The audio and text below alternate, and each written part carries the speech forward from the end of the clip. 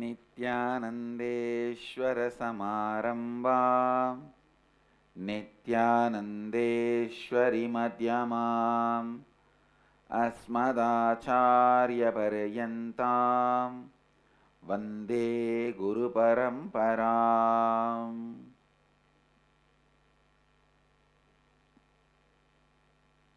I welcome all the devotees, disciples, Samajis, Satsangis, Srimahans, Mahants, Kotaris, Tanedars,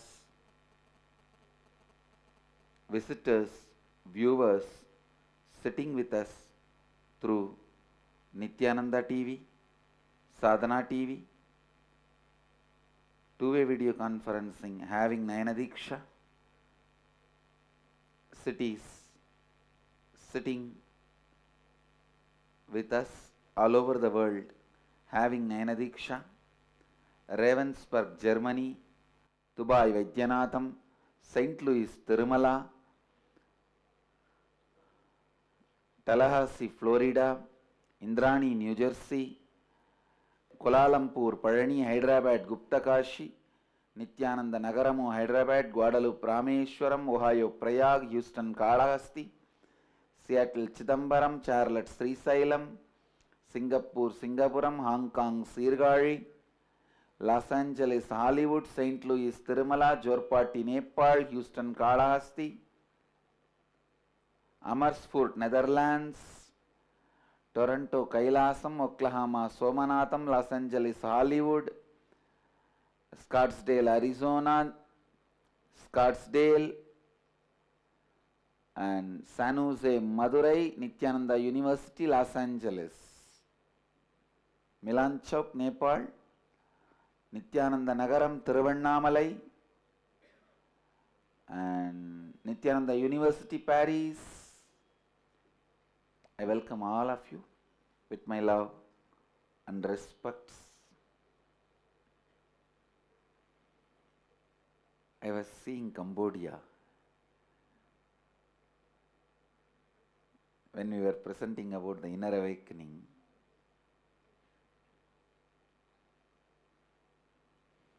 The moment I started the subject Cambodia, I think many people who are watching the satsang relaxed.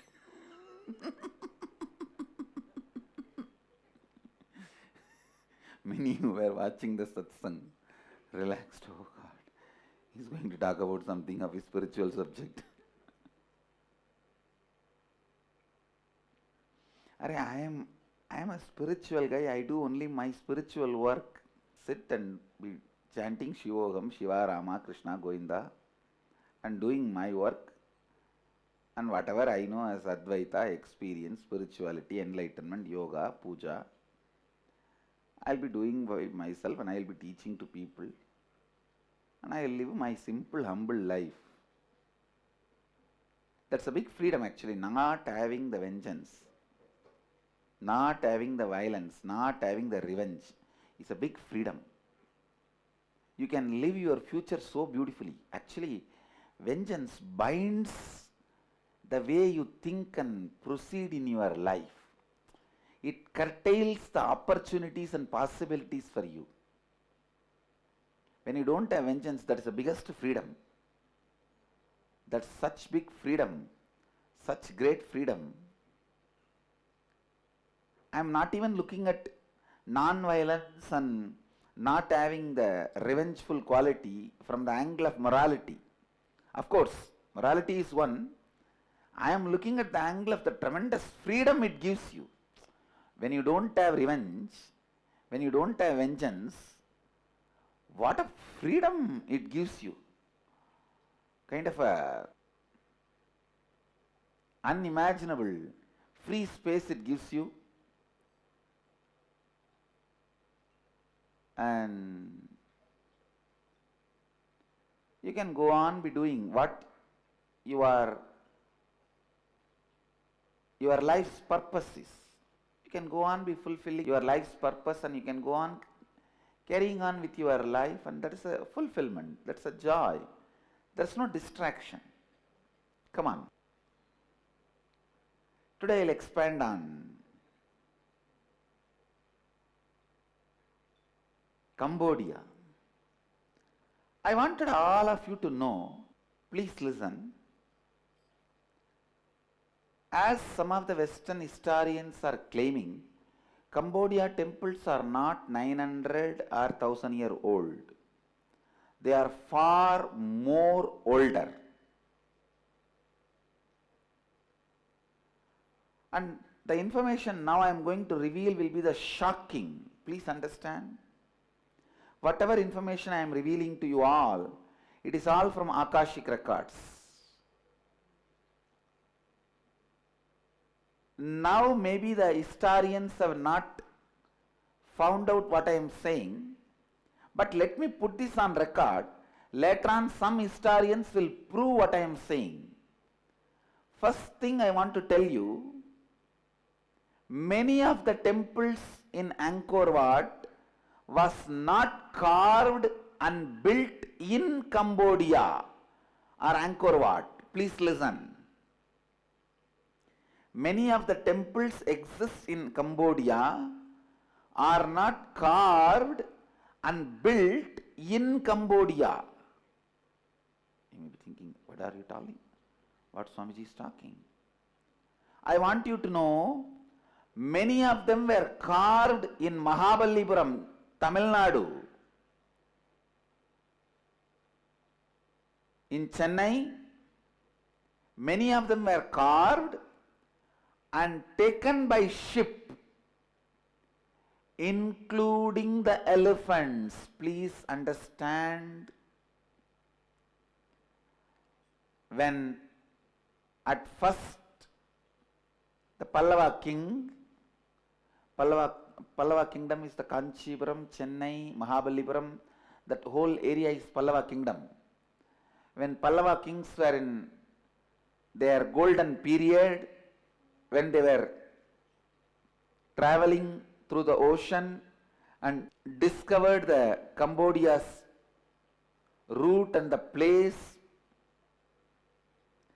first it started more like a trade relationship, then marriage relationship. The Pallava king married the Cambodian tribe's head's daughter. That time they were tribes, and then they were impressed by the culture of Pallava lifestyle and kingdom.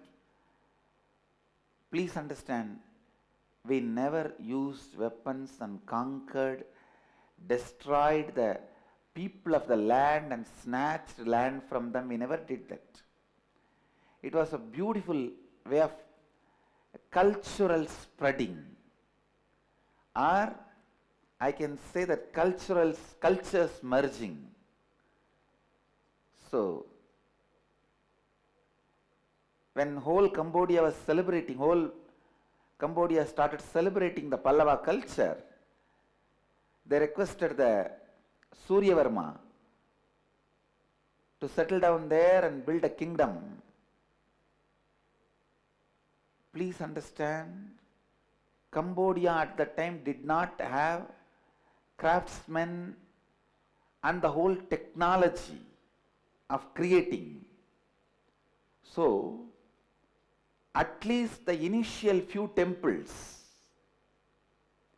completely carved, assembled in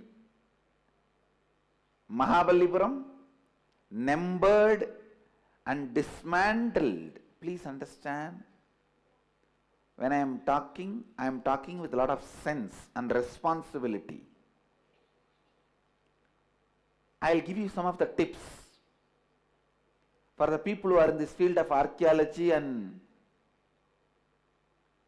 people who are doing research, how these monumental temples are built. Please understand, there are a lot of dilapidated stones, means the temple stones fallen. Take out every stone, on the top you will see the number, the identification number, not in the present Roman letters, in the original Tamil Prakrit number. It is like few lines. This modern day, what do you call? Coding is done for all the products in the malls and for books, barcoding. Exactly the science of barcoding. Please understand, the science of barcoding was used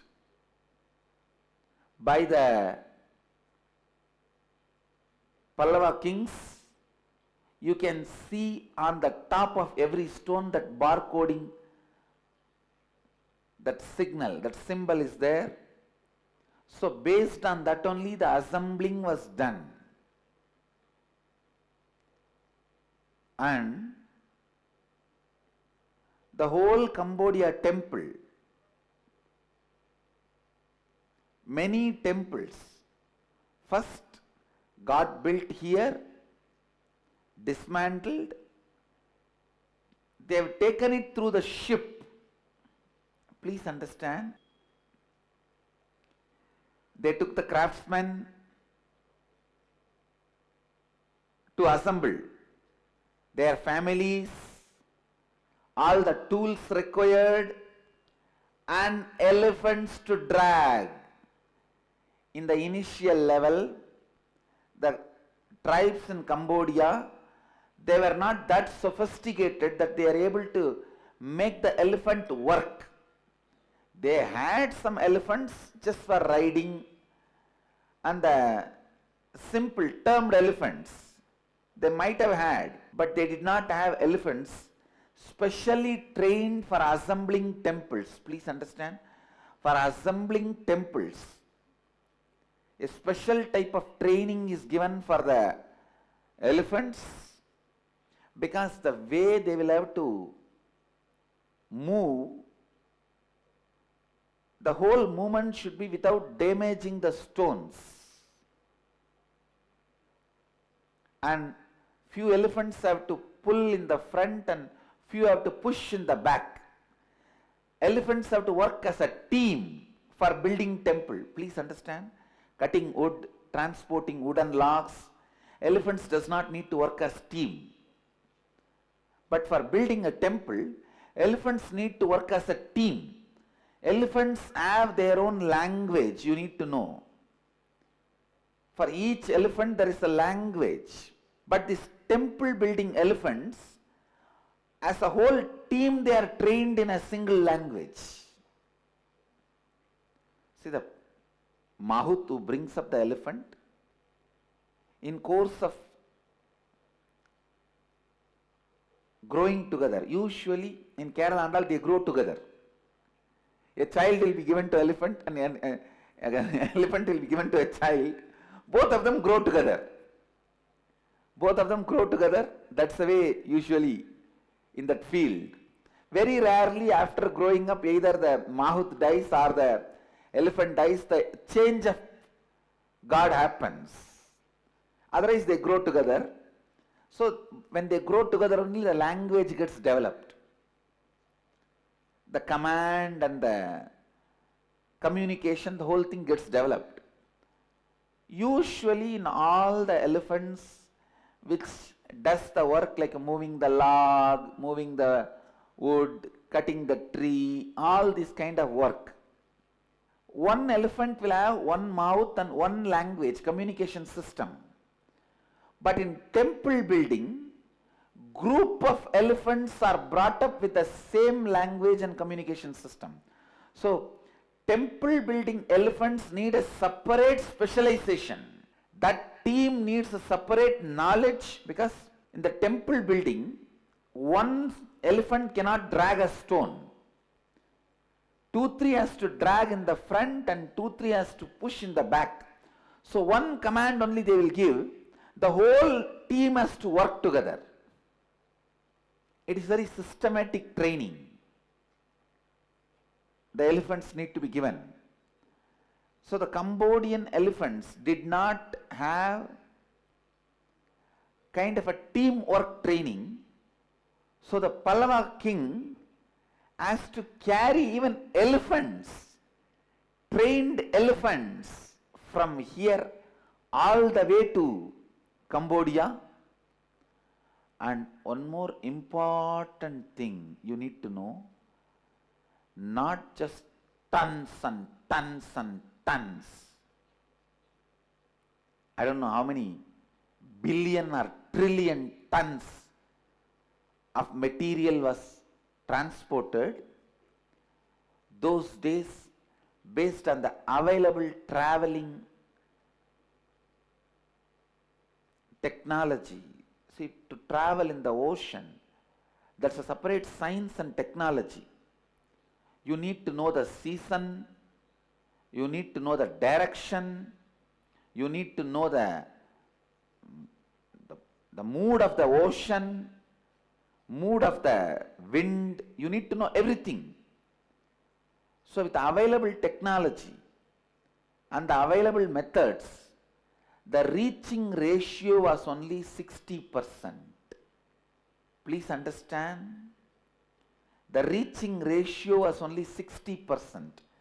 So if 100 elephants trained gets into the ship here, only 60 will reach Cambodia. So the whole temple has to be carved twice. Understand? The whole temple has to be carved twice. Only then one set will reach Cambodia. And whatever I am saying is not only from the Akashic records, I will give you the references and evidences. Now whatever I described, the whole thing is carved in one wall of the pillar.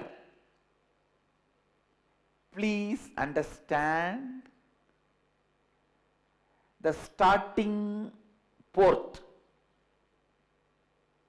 and the work done in the starting port, those days it was called Mailapuram, Mailapur.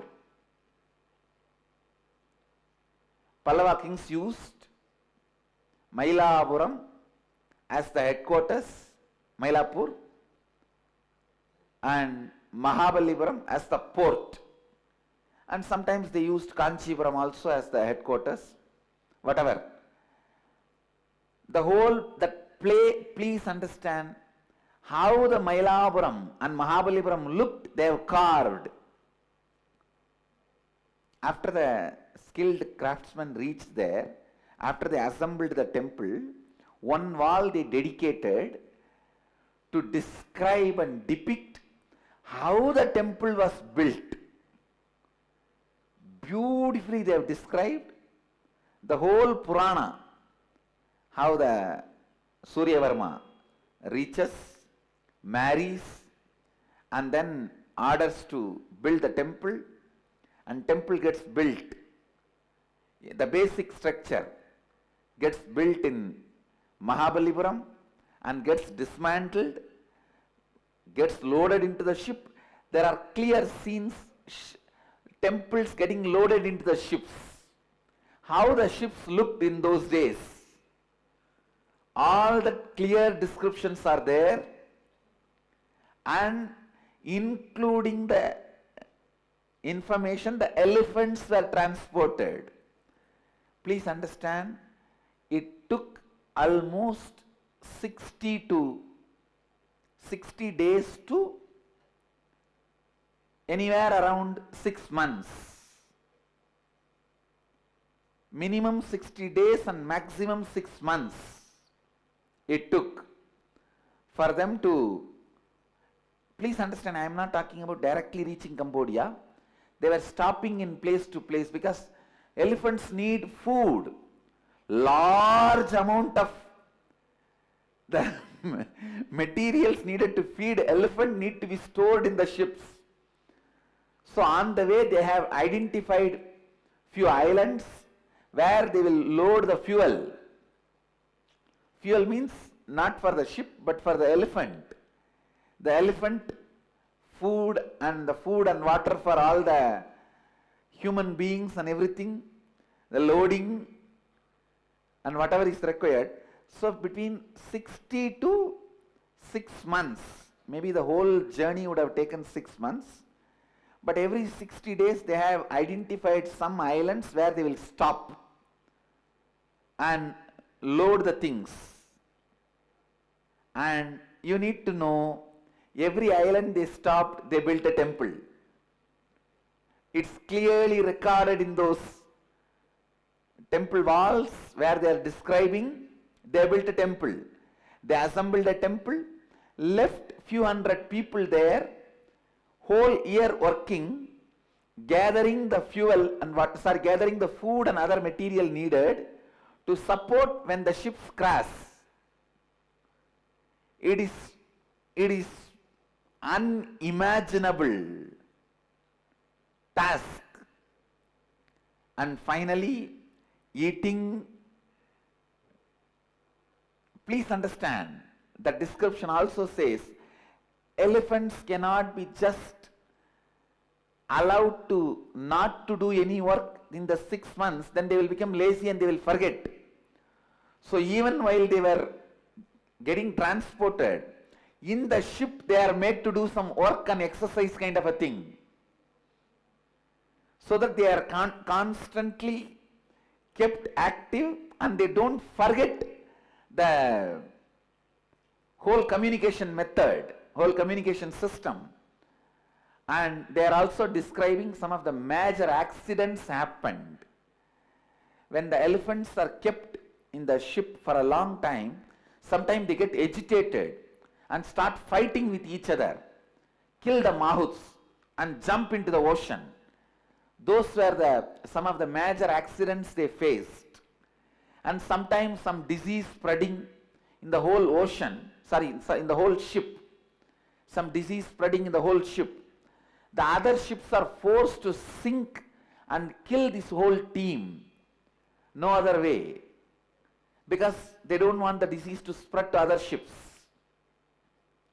When some disease catches one ship, when the animals and the human beings, if they are suffering in the disease, the commander of the whole, maybe usually they travel at least in few hundred ships together.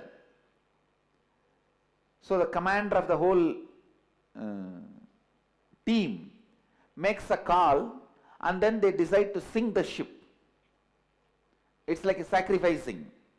Nothing can be done. Otherwise the disease will spread to other ships and other animals, other human beings. Sometimes they are left in the nearest island to take care of themselves. So it's like I could not comprehend when I was studying the whole history, how they built the temple, especially when I started looking into the Akashic records. You see, in Akashic records I get the original live audio video and 3D view. See, literally I can walk into those ships and come out. Please understand, in Akashic records, when you get them back, you get the freedom to get into the time and walk into that whole scene and come out. I can see some of the internal fights, some of the disease, and what not. And the way the whole thing reaches Cambodia. And one more thing you need to know. After reaching the Cambodia, only then they realize now only 25% work is done. Because assembling is the real work. Assembling is the real work. Then they make foundation, find a proper land and assemble. After assembling, the final carving. The fine carving. Always the fine carving was dedicated to the local tribes, the local kings. Means the dress, hairstyle, lifestyle, jewels, everything was honoring the local lifestyle. Otherwise, if you see the whole carving, see when the Ramayana, Mahabharata was described. Those scenes are described in those temple walls. All the carvings are just like a typical Pallava carving of Tamil Nadu. The face, the way they look, the size. Pallava people are little short. Pandya people are too tall. Pandya guys are around 9 feet tall. Please understand, average height was 8 to 9 feet. But in the Pallava, it was average height was more like a 5 to 7. That was the Pallava's height. So the height, weight, Pallavas were heavy people. Pandyas were little lean people. Pandyas were very beautiful people. All that so-called the Anga Lakshanas and the well-built, masculine, that muscle, all that cut. Pandyas were that kind of people. Pallavas were more like a village and naturally grown body. Body which is not tuned or toned or well built consciously, a naturally grown body, a usual big belly and that kind of a people. So the whole body structure, jewelry structure and the way they are described, everything is typical Pallava style. But when the human beings are described like a dancers, priests, everything was in the honor of the local Cambodian people. Their dress, jewels, everything was as per the Cambodian lifestyle. So Surya Varma was able to amazingly bridge both the people by giving them amazing respect. Understand? Here you will see beautiful way. Even though those tribes are not powerful enough to fight or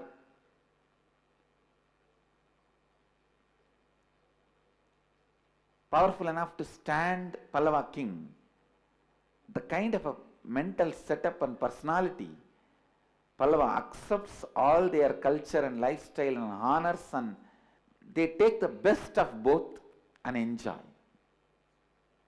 Taking the best of both and enjoying. Life is with choices.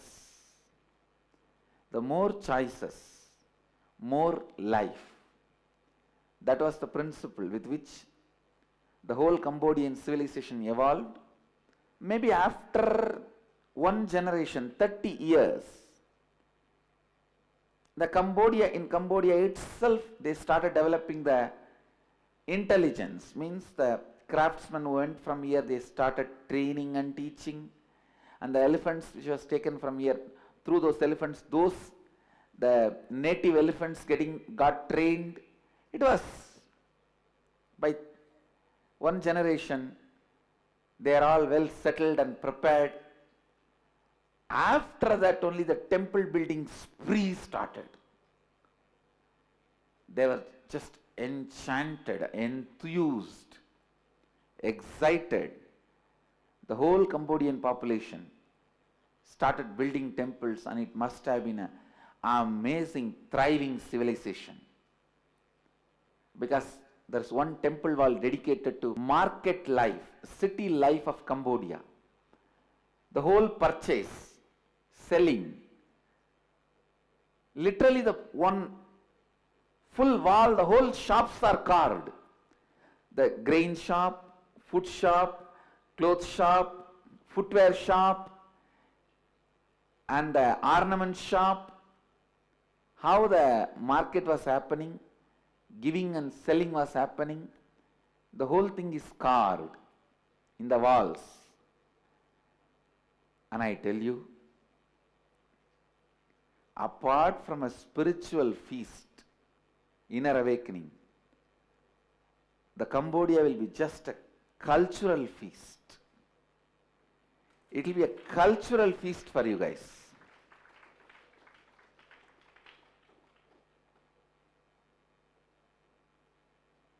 About how it is going to be spiritual feast, I'll explain, I'll expand in further satsangs. Today I just wanted you guys to understand, with so much of struggle, what was the inspiration for these kings to do this work? Unending enthusiasm and excitement and inspiration. Arrey, we are building one small temple. Even though I should not use the word small, it's our own temple. Of course, with all due respects, it's not small as per the temple, the spirituality is concerned. But as far as the size is concerned, I can't even use the word small. I have to use only the word tiny if I have to compare with Cambodian temples. Based on the size I am saying.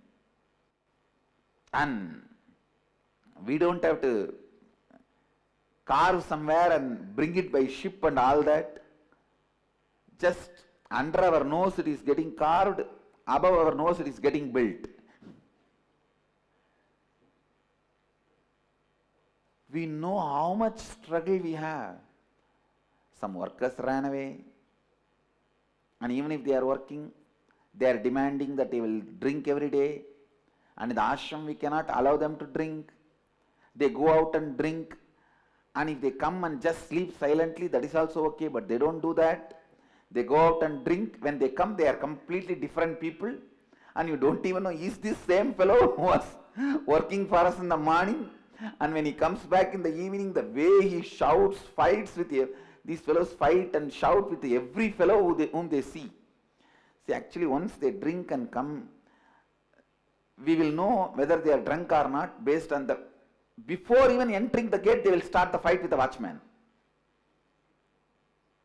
I don't know why this whole field is suffering with this alcoholism. No, I want to tell you, this temple arts people, not even 80, I can say almost 95% of people, whether it is the wood carvers or the stone carvers or metal carvers, no, I feel deep sympathy for them. That why they are getting addicted and why it is being passed on to generation to generation.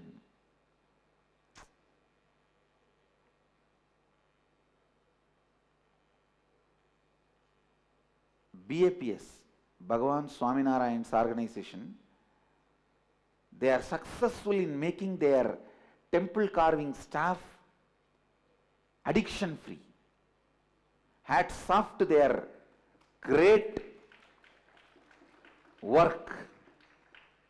Now I went and saw their workshop. Please understand, I am not lying, I am telling you the truth. Each team is around 3,000 people working.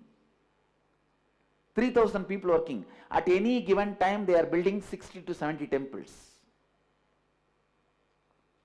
Each team, 3,000 people working. And the first thing I asked, because this is the biggest problem I am facing, first thing I asked that in charge Swami, that Mahan Swami, Swami, how do you manage these fellows drinking? How are you managing? He said, no Swamiji, my staff don't drink. I said, okay, staff don't drink, but what about workers? He said, both together, come on. He was so sure. My staff and my workers, he said, to the last person who is whole day in the fire, beating the iron, making the tools, sharpening the tools, till the last person to the top guy, nobody drinks in our unit, Swamiji. I was shocked, oh God, is this possible? They made it possible.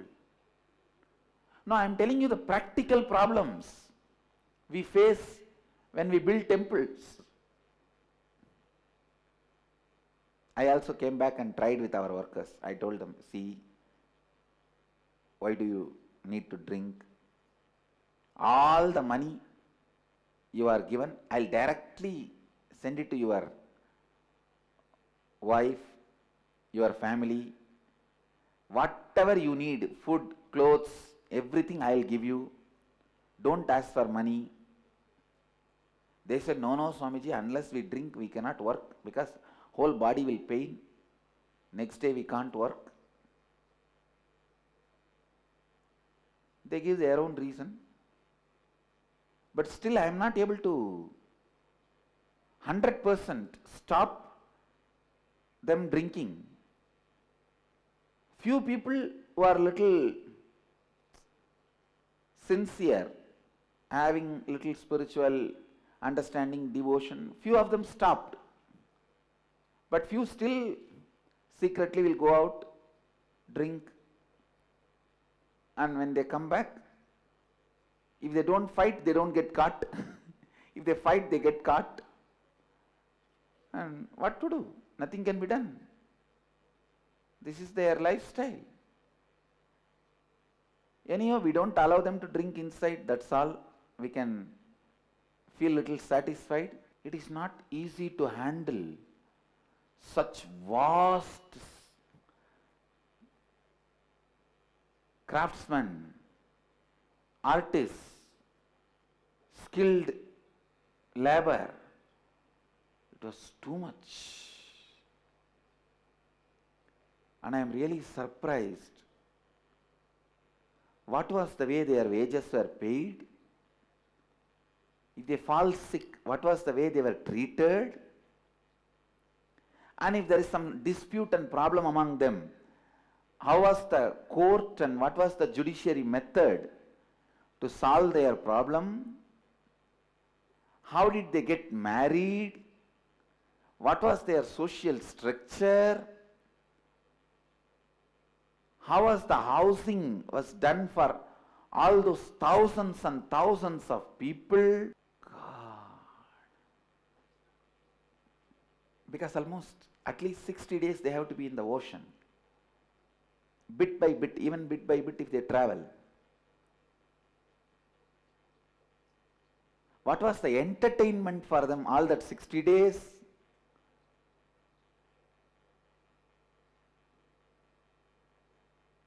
How did the elephants not go mad being confined to just one ship? Thousands and thousands and thousands of questions.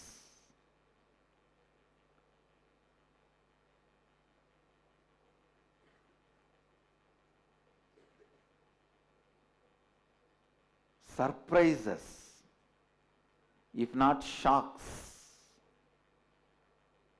when I was visualizing.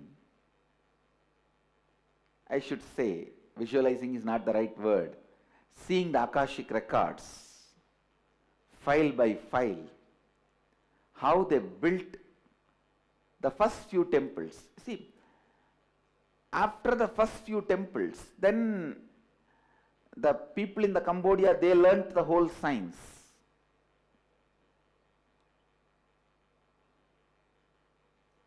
How the tools were created,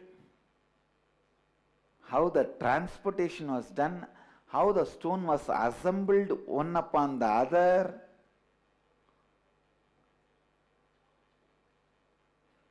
The amount of ropes required to move the temples, how was it made? The tools and accessories. God, I can go on and on and on for days to sing the glory of Surya Rama.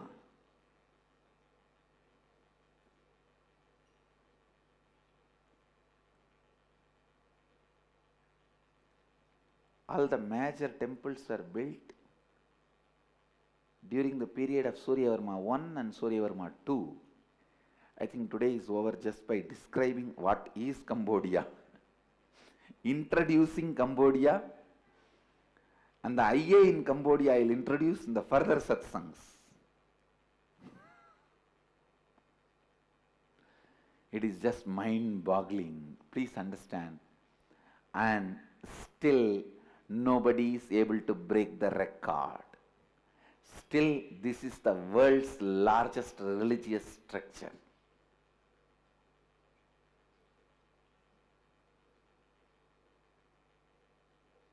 This structure was built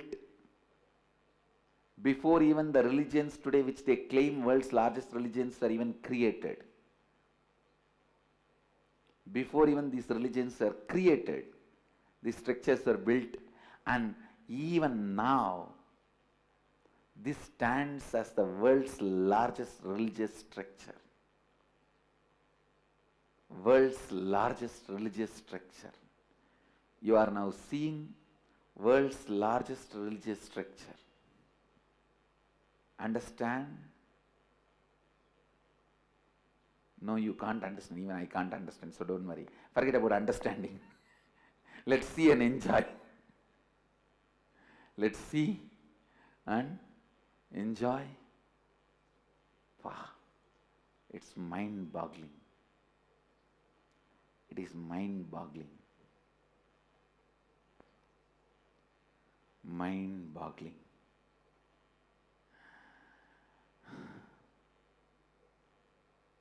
So,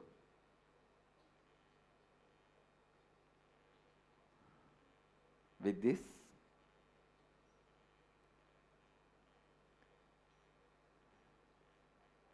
the essence of today's satsang, nothing called impossibility exists in possibility. Life is possibility. Universe is possibility. There is nothing called impossibility exists. This is the essence of today's satsang. With this, I bless you all. Let you all radiate with integrity, authenticity, responsibility, enriching and causing eternal bliss. Nithyananda. Thank you. Nithyananda Dhyanapitham, Nithyananda Nagar, off Mysore Road, Bidadi, Bengaluru. Phone 08027279999. www.nithyananda.org. www.youtube.com/Life Bliss Foundation.